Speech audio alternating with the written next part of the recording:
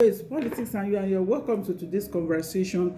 Always listen to the full broadcast on my Facebook page, Olushola Agbalo. The one on storyline and also on status is just for 1 minute. It's very short. Today I will be talking on the recall of the suspended Senator Natasha Akpoti-Uduaghan representing Kogi Central by her constituents, and also the revocation of security clearances of the past American presidents by Donald Trump.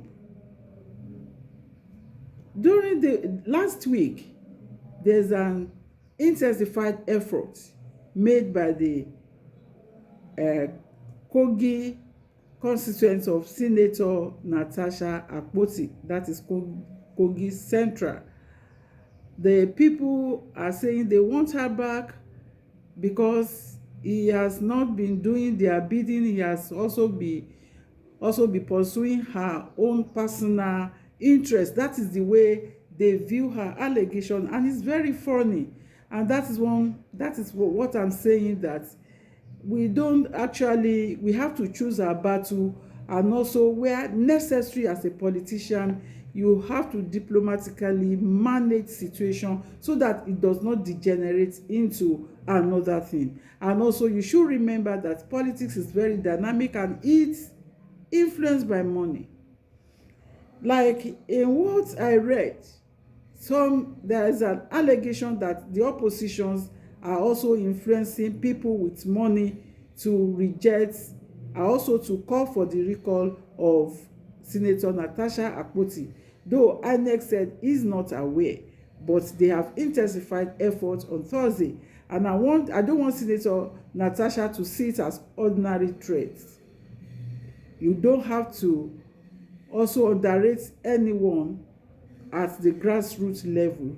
She has to do something, and now we advise you have to go for conflict resolution. Find a way of resolving. If it means you writing letter of apology, also though the public will be saying, don't listen. So there are so many people online that will be listening to advice.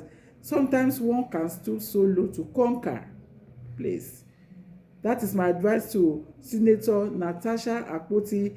We have dwelt so long on that issue, and and when you dwell so long on an issue, the narrative will change. The narrative is changing now. The people are saying, we have not sent you there to go and fight. We sent you there to represent us, to bring something that will improve the lives of your constituents, but you are pursuing your own personal ambition, and they are being pushed by the opposition. When you have opposition, you also have to be very careful on what you are going to do. Be diplomatic. Activism does not pay. In politics, when you are in active politics, you want to be doing activism. They are two different things. It may not work.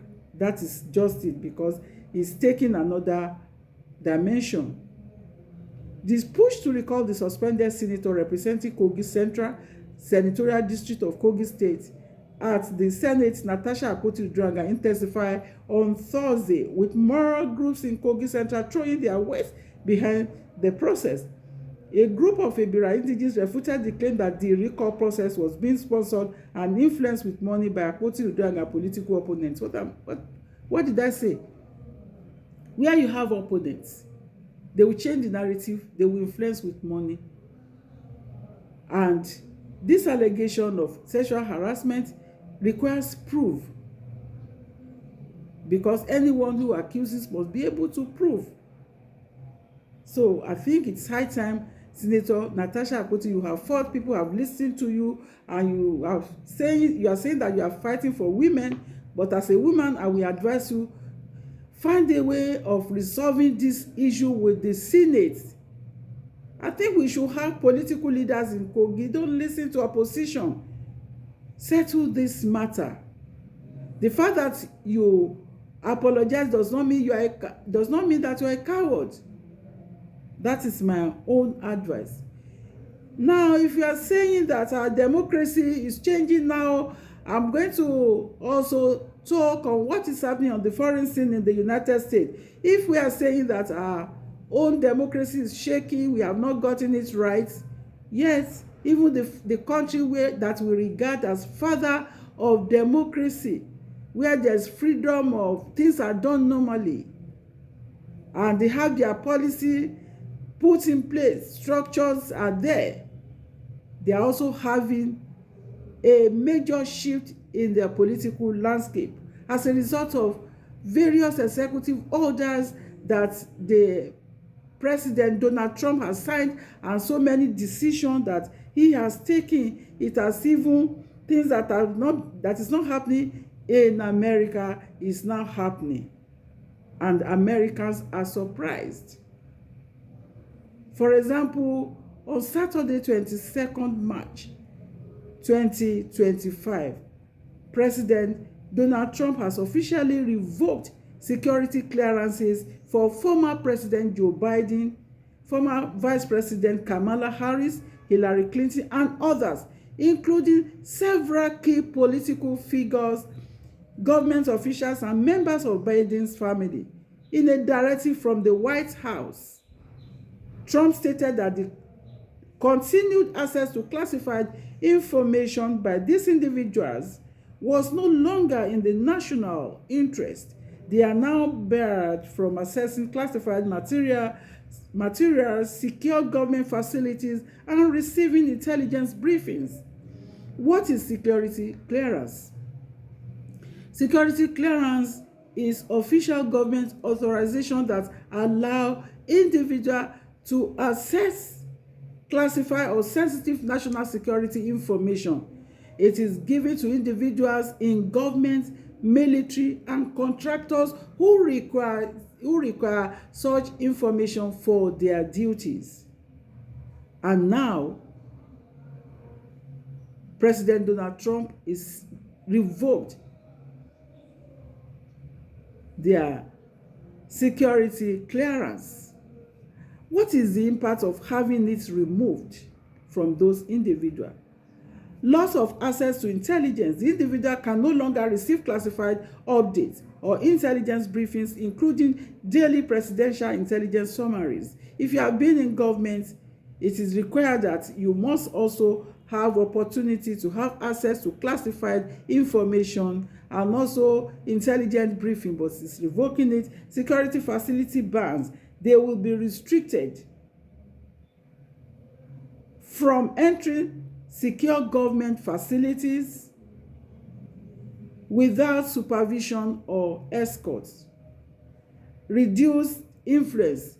This limits the ability to advise, consult, or engage with sensitive government operations. You know, even our presidents do call past presidents, past ministers to seek their opinion, to brief them on what is going on in the country so that they can also deliberate and give advice. But what Donald Trump has done is that past presidents, past leaders, they will not get briefing, they will not be called, they will not be consulted to do anything at all. It's removing them totally from governance, and it's not good. That's my opinion.